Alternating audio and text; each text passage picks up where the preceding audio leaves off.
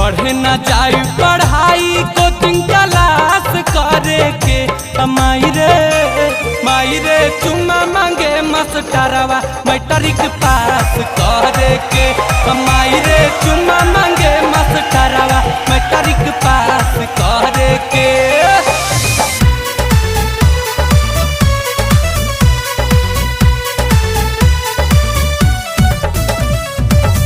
अरे सखी सुना तारू कहियो नइखे आवत हमर बलमुआ तनी धान कूटे पोखरी एकदम छुरा के फाटा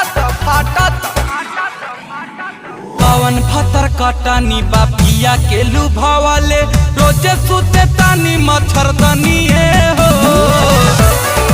ए सखी सुना तारू अरे कवन फतर कटानी बापिया के